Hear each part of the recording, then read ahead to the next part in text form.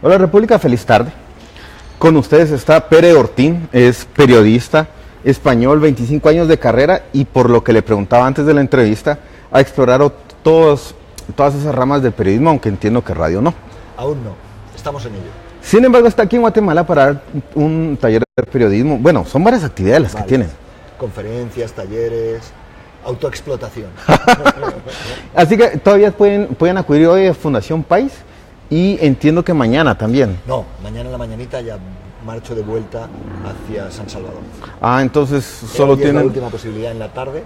Ayer estuvimos en el Centro Cultural de España, en el antiguo Cine Lux, dando una conferencia con el colega José Luis Sanz, el director del Faro de El Salvador, y hablando sobre crónica, reporterismo, viajes y todas estas cuestiones que hacemos. Y durante esta semana hemos estado en la ciudad, en Guatemala, trabajando con periodistas en un seminario, en un workshop, en una especie de taller sobre la idea de viajar y contar historias y las narrativas asociadas al periodismo y al viaje. Igual al final, pero va a dar sus redes sociales y esto va más, esta nota quisiera que la tomaran más en cuenta estudiantes de periodismo y periodistas. Si tienen dudas, estoy seguro que Pere las va a recibir a rato y las contesta. Sobre el periodismo me hace mucha ilusión. Soy profesor en la Universidad Autónoma de Barcelona de Periodismo y adoro trabajar La interacción con alumnos. Sí, me gusta mucho. Vamos en materia. En el tema del periodismo cultural, del periodismo de viaje, asumo, no lo sé cómo trabajas, pero asumo que no vas apuntando, no vas grabando. ¿Cómo lo haces? Tengo un aparato maravilloso, que es esto, no diremos la marca. Y esto me ha cambiado la vida, la manera en cómo trabajo y cómo... ¿Con notas de voz? Notas de voz, imágenes, fotografías, cuadernos. Soy un tipo muy visual, trabajo mucho a partir de esquemas, post-its, recorto cosas, agarro cosas de los periódicos, monto mis propios collages. Ah, claro. Bueno, un poco, no sé si se verá, pero para tus espectadores, este es nuestro último trabajo en Hong Kong y aquí ves parte de mi trabajo en la crónica, de lo que nosotros llamamos crónica collage. Claro. Utilizando las técnicas del collage con fotografías de Jordi Brescó, recortadas, escritura a máquina. No sé si se apreciarán las imágenes, pero en todo caso igual luego en redes podemos poner algo. ¿Y en redes hay versiones en PDF o al menos extractos? Sí, todos de altairmagazine.com con Z, www.altairmagazine.com, es nuestra publicación. Hay una parte que es para suscriptores y se publica en multiformato, en papel, como vemos aquí, que este es nuestro último trabajo en la ciudad asiática de Hong Kong, en la gran capital asiática, y en redes, PDF, multiformato digital, red, e-readers para PDFs. Tengo una duda técnica. Escribir para papel, Sí. crónica de viaje, ¿es lo mismo que hacerlo para redes, para internet? A ver, los formatos y los lenguajes son diferentes. Las necesidades y las estructuras narrativas, por fuerza, también lo son. Pero yo creo que hay una cuestión que tiene que prevalecer, que es que el espíritu del trabajo periodístico tiene que ser el mismo. No creo que haya posibilidad de hacer un tipo de trabajo específico para las redes, un típico trabajo periodístico específico para web, para digital, y un típico trabajo específico para el papel. Yo creo que lo que se trata es de tratar de hacer el mejor periodismo posible. Y hay quien me pregunta, ¿y qué es el mejor periodismo posible? Pues hecho con rigor, con honestidad, con calidad, con respeto, con amor por este trabajo.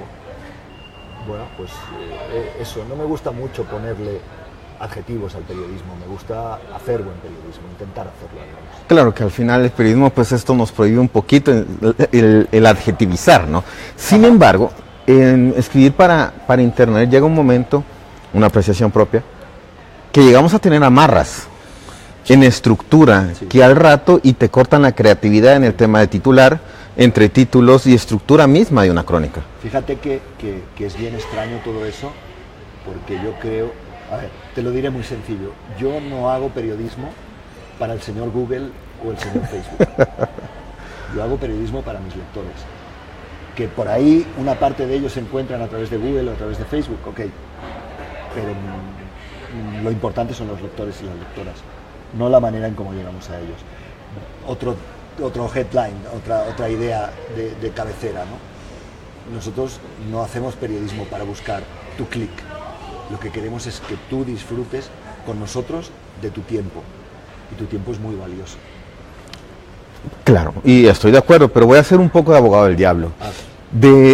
Pero de la misma forma estás perdiendo clics, estás perdiendo lectores potenciales. Por supuesto. Y ese sacrificio en este momento donde hay una gran oferta de lectura, ¿es demasiado alto o no?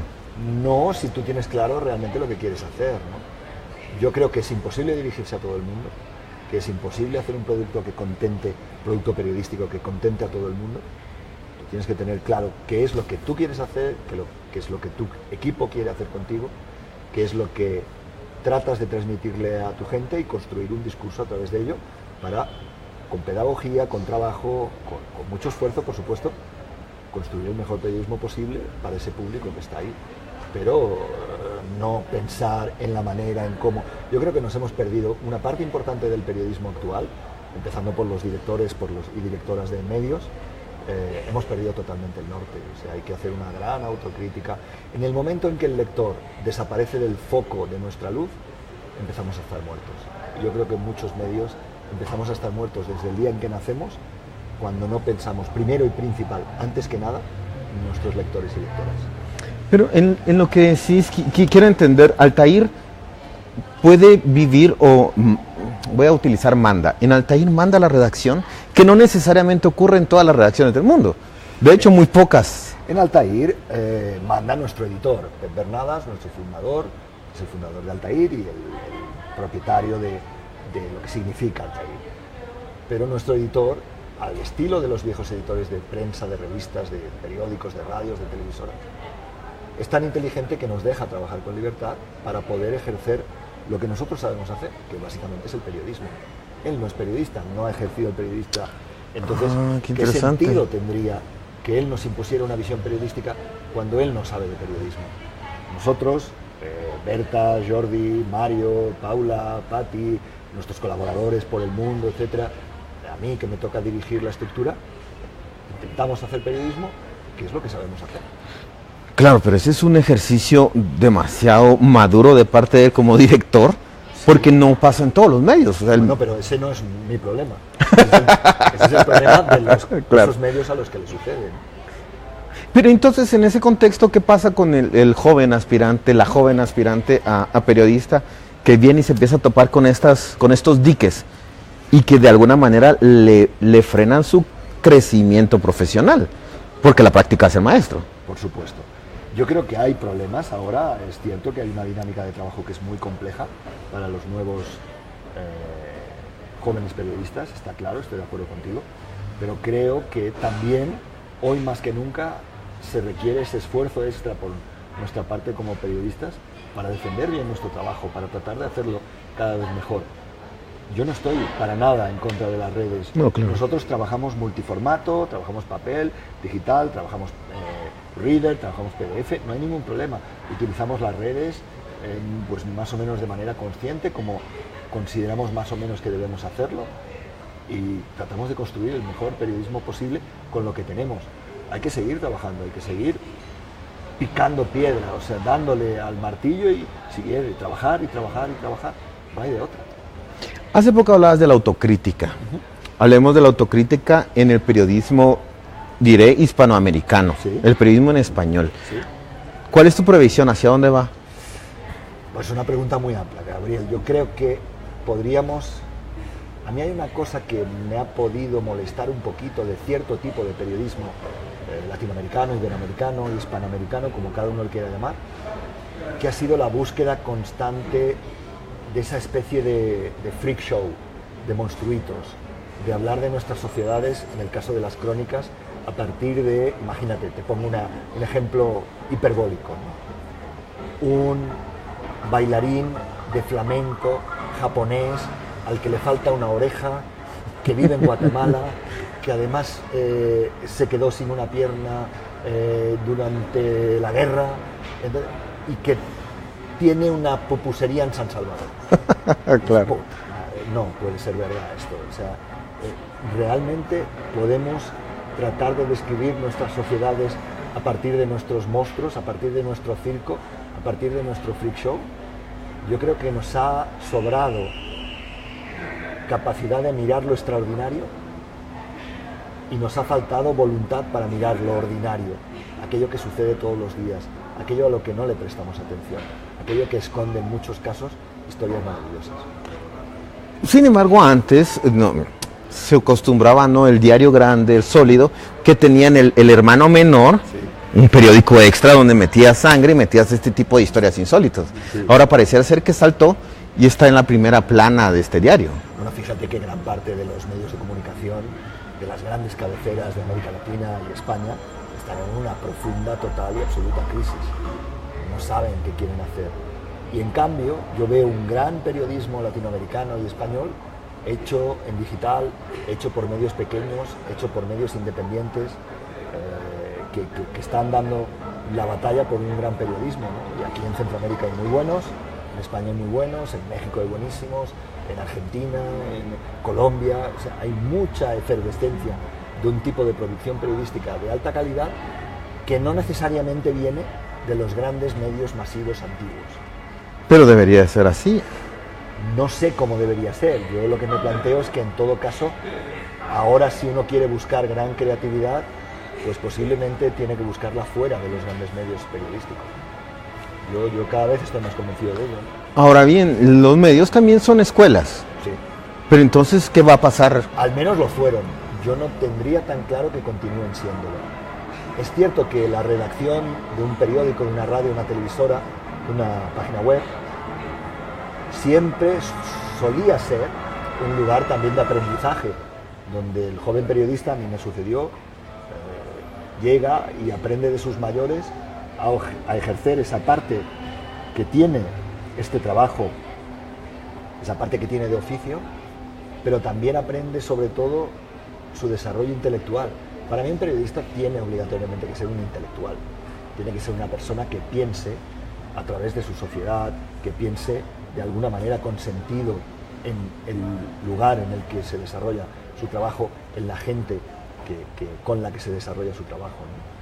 Y ese sentido intelectual es fundamental en el ejercicio de nuestro trabajo, ¿no? Para mí todo periodista debería ser al menos un intelectual. Sé que no es así, que en muchos casos no es así. Pero es un saco que le queda a mucha gente, el ser periodista. Sí. También fíjate porque ha sido un ejercicio profesional que en el fondo solo de partida requiere una cierta curiosidad por la vida, ¿no? Claro. Pero a partir de ahí cualquiera puede ejercer esa curiosidad si tiene más o menos herramientas intelectuales, narrativas, capacidades, si más o menos escribe, más o menos fotografía, más o menos... Bueno, pues evidentemente a un cierto nivel se puede ejercer este trabajo, pero yo creo que hay que pedirle algo más a nuestro trabajo, hay que pedirle una vertiente intelectual, estética, de pensamiento, de análisis, que no es habitual encontrársela en todos los medios de comunicación. Me voy a poner un poco romántico. Okay. ¿Cómo es posible encontrar la voz propia al escribir crónicas de viaje? ¿Cómo es posible evitar clonarse a sí mismo y empezar la crónica de viaje como empecé? Dejemos crónica de viaje, la crónica. ¿De qué forma? ¿Escribiendo y leyendo? Yo creo que básicamente, yo no me creo un periodista que no lee. No. Hay que leer mucho, hay que tratar de imitar lo bueno de los buenos. Tratar de no escribir dos veces la misma historia, ni escribir dos historias diferentes de la misma forma. Eso sería un mantra que podríamos intentar defender casi siempre. Y básicamente yo creo que en el fondo, o al menos lo que intentamos hacer nosotros en Altair Magazine, es desarrollar un trabajo que podríamos definirlo como un trabajo artesano muy ambicioso creativamente. Trabajar, desarrollar, pensar. Te enseñé antes la crónica collage que planteamos con Jordi Bresco en la ciudad de Hong Kong. Eso parte de esa crónica collage, parte de una reflexión intelectual, que es que navegamos esa ciudad y no éramos capaces de entenderla, ¿no? Y hay una frase de Juan Rulfo, del escritor mexicano, que vertebra esa crónica, que en una de entrevistas de hace años, él le dice a su interlocutora, el periodista con el que está conversando: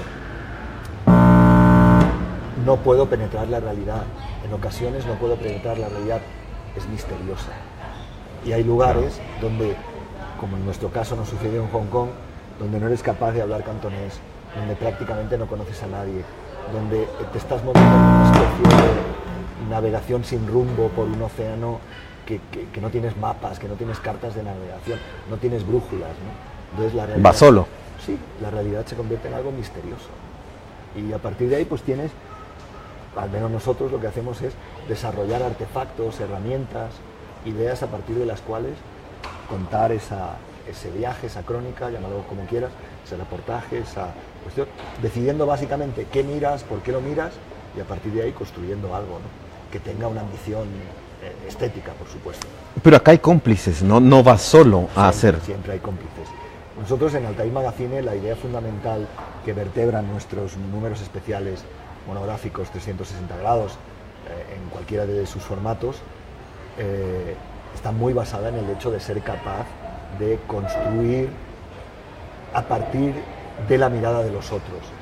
Casi todos los números están hechos en gran parte con la mirada de cronistas, fotógrafos, escritores, intelectuales, ensayistas, historiadores, poetas locales, que nos cuentan su visión de la cosa. Y es verdad que nosotros hacemos alguna de las partes del trabajo, la parte audiovisual, las entrevistas, pero en general nuestro trabajo básicamente es más de tratar de acercarnos a esa visión local que no tanto de ir y el tradicional ve y cuéntalo. Es al revés, ve y tráeme aquello que a ti te pareció relevante, escrito, dibujado, ilustrado, fotografiado por las personas que te parecieron relevantes. Pero entonces sí se puede sentir, sí puede ser, ve, siente, sí, y dime lo que sentiste. Eso es lo que hacemos en algunas de nuestras crónicas, en este caso de Hong Kong o en otras que hemos trabajado muy fuerte en una línea intelectual muy potente, como nuestro anterior número dedicado a los desiertos de Sonora, los desiertos del norte de México.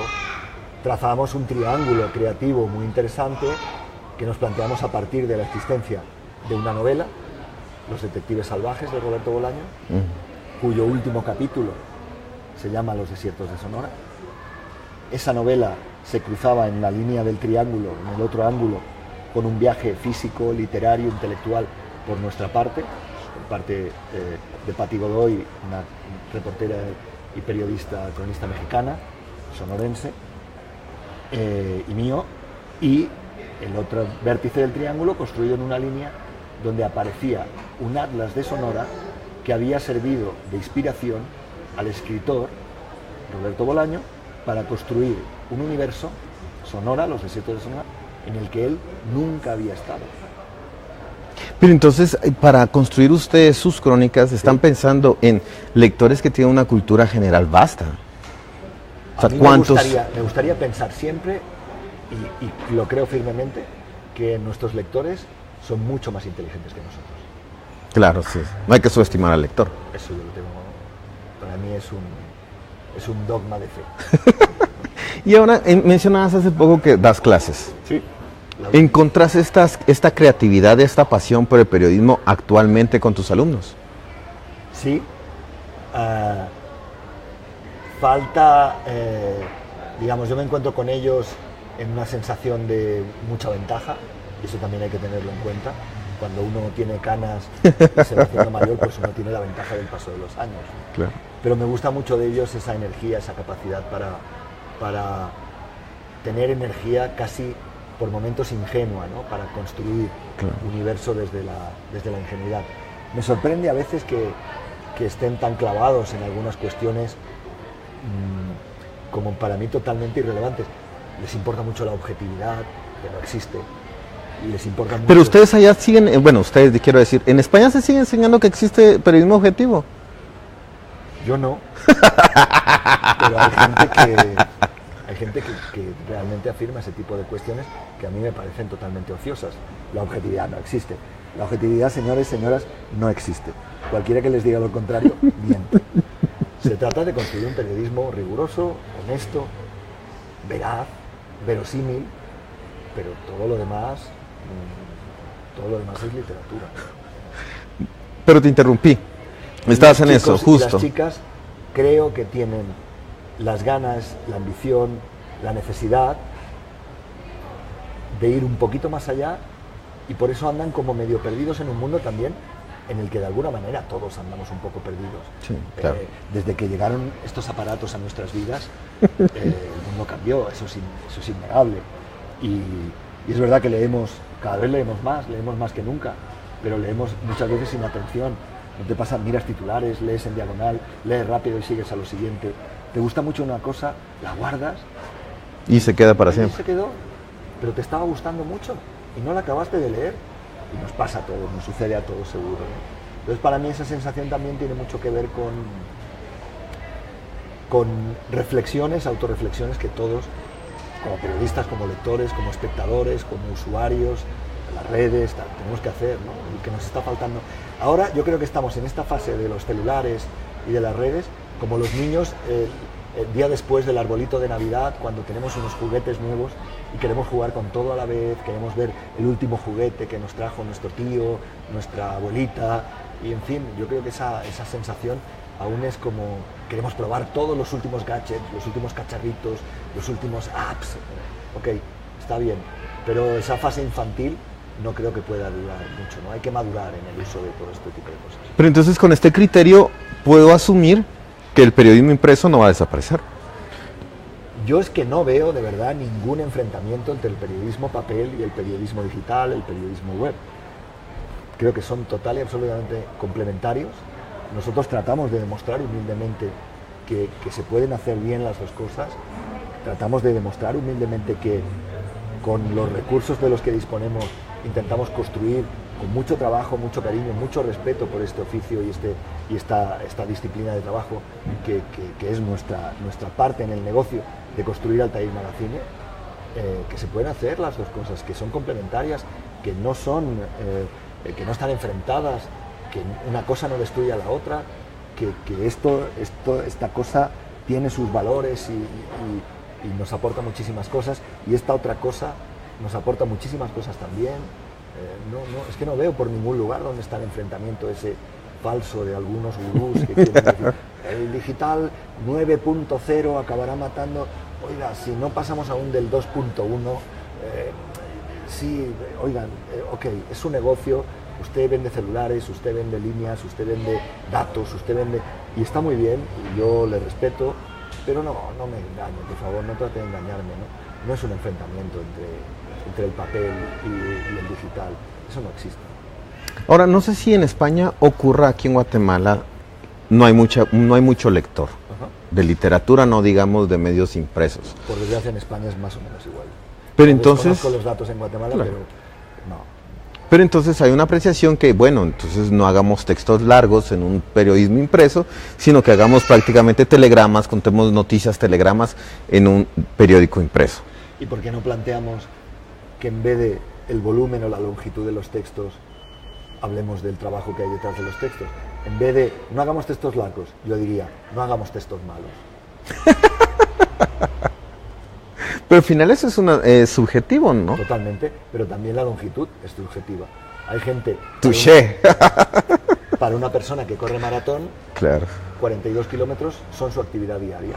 Para ti, para mí, que no podemos correr una maratón, Definitivamente. 42 kilómetros son una distancia ultra estratosférica. Fíjate, la longitud, la distancia es relativa. Y si hablamos entonces de temas de apreciación, ¿en qué momento saben ustedes que ya tienen la información necesaria para construir una crónica de viaje? Eso nunca se sabe. Trabajas con... Se acabaron los fondos, No, nos regresamos. A veces puede ser eso, a veces puede ser un tiempo limitado, a veces puede ser que te falta capacidad para traducir, que te falta capacidad para conocer a otra persona que te dé otro aspecto, otra visión, otra realidad. A veces mil situaciones. Nunca un texto está acabado, nunca una foto está bien acabada, nunca un documental, nunca una película, es que nunca está acabado, ¿no? Siempre, yo durante una época de mi trabajo tuve una productora de largometrajes y audiovisuales, hicimos algunas películas y tal, y algunas las veo y ahora lo cambiaría todo y le añadiría aquello que en aquel momento descarté. Nunca se acaban las cosas, ¿no? Lo que pasa es que llega un momento también en que es como como parir una criatura, ¿no? Tiene que nacer, bueno, pues nace, crece, se reproduce, Claro. a veces muere, ¿no? O a veces sobrevive. Y ahora que mencionas esto de la productora y con la información que me compartiste antes, mencionas algo que no sé si es inherente al periodismo. Quebré un par de veces, haces la broma, ¿no? Por producir un par de películas. Esto es un síntoma del periodismo, el quedarse sin fondos por tener si una no haces meta. cosas, nunca te equivocas. Si haces cosas, algunas de esas cosas están equivocadas, ¿no? Yo creo que ¿quién puede tener la fórmula perfecta para convertir el hierro en oro? No, pues Nadie claro. lo consiguió. ¿Quién puede tener la fórmula perfecta para no equivocarse nunca en los proyectos periodísticos, audiovisuales, documentales que uno inicia? No, claro. O sea, yo me equivoqué como tantos otros antes que yo, como tantos otros se equivocarán después que yo, y como yo me volveré a equivocar, seguro, tantas otras veces, ¿no? Nadie tiene una fórmula para el éxito perpetuo, ¿no? De hecho, nadie lo ha conseguido. No, claro. Y en el tema de Altair, existe una especie de feedback de sus lectores. Sí. Se acercan, que Fíjate, me encantó, no me gustó, no la entendí. Nosotros tenemos dos ejes que son muy importantes. Altair es una marca histórica que tiene casi 40 años de existencia. Nació como una librería, nació como un espacio de libros asociados a la cultura desde el viaje, la cultura del viaje entendido como una herramienta para conocer el mundo, para interpretar el mundo, para entenderlo. No es el viaje turístico no nos interesa. El viaje turístico es un catálogo de placeres posibles que acaba limitando, acaba siendo más un factor limitante de tu entendimiento y tu disfrute del mundo y de las gentes que lo habitamos, antes que un descubrimiento del mundo y de las gentes que habitamos, ¿no? Altair, al nacer de esa manera, y sus fundadores, Pep Bernadas y Albert Padrol, en el año 79 construyen un universo y que se va desarrollando en diversas ramas. Nosotros tenemos también en la Gran Vía de Barcelona una librería, y esa librería nos permite un contacto físico directo con nuestros lectores, con nuestros usuarios, con nuestros espectadores. Un espacio bonito, estilo de este Sofos que estamos aquí en la ciudad de Guatemala, un espacio donde se cuida con cariño los libros, donde el trabajo de Laura, la directora Laura Moré de la librería, y de todo su equipo trata de poner mucho cariño y mucho empeño, mucha determinación en amar los libros y en ayudar a disfrutar de los libros, y ese contacto directo con los lectores nos permite estar mucho más al día. Además de eso, dentro de esa librería hay un fórum cultural que cada jueves habitualmente, y a veces también los martes y otros días de la semana, elabora una programación cultural. Por ahí un día es una película, por ahí un día es una presentación de un libro, una charla con un autor o autora, y entonces también te da una dimensión de sensaciones, necesidades. Y luego, por supuesto, están las redes, está la comunicación digital, está la manera en cómo los lectores se relacionan con nosotros. Tenemos que mejorar muchísimo en eso, ¿no? Uno de nuestros principales problemas es que nos gustaría hacer muchísimo más de lo que hacemos en la comunicación y en el entendimiento de nuestros lectores, espectadores, usuarios, como co-creadores de alguna manera de lo que hacemos. Siempre falta tiempo para casi todo lo interesante, ¿no? Pero en esos ejes nos movemos y tenemos unas ciertas sensaciones de lo que los lectores, usuarios, espectadores quieren, ¿no? Nos cuentan. No quiero caer en la pregunta de ¿qué piensas de Guatemala? Pero la pregunta es, en estos 3 días de interacción con comunicadores, periodistas, aspirantes de periodismo, ¿qué impresiones te llevas? Me llevo una impresión desde el desconocimiento, y disculpen mi ignorancia, es la primera vez que vengo a Guatemala.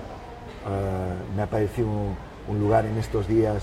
Llegué la semana pasada, estuve paseando un rato, estuve en Atitlán, estuve en Antigua, estuve conociendo un poquito. Me ha parecido un país hermoso, y salvada esa ignorancia y con todo el respeto, esa sensación de que me gustaría conocerlo más, de que me gustaría volver, me gustaría un mes, conocerles a ustedes, comer con ustedes, compartir la vida con ustedes. No he podido hacerlo porque he venido por cuestiones de trabajo muy rápido, pero sí esa sensación de que hay mucho por hacer, hay energía para poderlo hacer y ganas para poderlo hacer, al menos en el entorno en el que yo me he movido. nada más lejos de mi voluntad de hablar de Guatemala como genérico, porque me siento un completo, total y absoluto ignorante de Guatemala. Pero me ha dado muy buenas sensaciones la gente con la que me he relacionado en un entorno periodístico. O sea, ¿sí consideras que podría haber un Altair Guatemala? Desconozco, disculpa la insistencia en la ignorancia, pero esa idea de no conozco su público, no conozco el público lector. No, quiero decir una versión de Altair sobre viajar en Guatemala. Por supuesto, sin duda alguna. No ha sido una sucursal. Por supuesto, no tengo la menor duda de que podríamos hacer y sería un número maravilloso. O sea, me viene a la cabeza estos días ya el lago Titlán, me viene a la cabeza los volcanes, me viene a la cabeza la historia de Antigua, me viene a la cabeza esta propia ciudad de Guatemala como gran capital de Centroamérica, de alguna manera, ¿no? Me viene a la cabeza, por supuesto, Tikal, claro. Petén, bueno, en fin, las cuestiones que le vienen a la cabeza más a todo el mundo. Las culturas afro en la parte atlántica, Caribe, Livingston, Río Dulce, me viene, en fin, la historia terrible también de algunas situaciones que se han dado en este país, dictaduras, guerras, genocidio de poblaciones indígenas. Me viene a la cabeza cosas muy buenas, cosas no tan buenas por desgracia, pero que son reales, que forman parte de la vida y la historia de ustedes y que me parecerían interesantísimas para abordar un especial, un monográfico 360 de Altair Magazine, porque además me han ido contando, he ido viendo, por aquí en Sofos ya he agarrado libros que me compraré hoy, gastaré el dinero, claro. Invertiré mi dinero, no gastaré, claro. Invertiré mi dinero en libros aquí comprados en esta librería, que hay mucho talento local también y que me gustaría conocerlo más, leerlo más, saber más, ¿no? Pues gracias por tu tiempo, Pere. Quisiera saber si hay algo que no te pregunté que vale la pena mencionar en esta conversación. No, esto ha sido una conversación muy agradable. Ah, pues gracias. ¿Tú la pasaste bien? Siempre. ¿Ustedes Siempre. la pasaron bien? Pues ahí nos lo cuentan en las redes, ¿no? Por favor, una pregunta más, Pere. Tus redes sociales, ¿dónde los pueden seguir? @Goricortin con G mayúsculas, GORIKORTIN, Goricortin, esa es mi Twitter personal, que es básicamente lo que yo utilizo para comunicarme en redes, y @Altair Magazine con Z es el Twitter de Altair Magazine, pues por ahí si nos siguen y ese tipo de cuestiones, pues será perfecto. Y también @Altair Magazine en Facebook, que es lo que Twitter y Facebook es lo que más utilizamos. Pues que nos sigan, ¿no? La pasaremos bien. Pues gracias una vez más, Pere. Y ahorita viene una lista de gracias. Gracias al Centro Cultural de España y a Fundación País, que me dieron tu teléfono. Sí. Y gracias. por traer ese tipo de figuras, porque solo así aprendemos, pues, con otras cosas también. Gracias por tu tiempo y amigos de República por acompañarnos. Espero haya sido útil esta conversación. Nos seguimos viendo.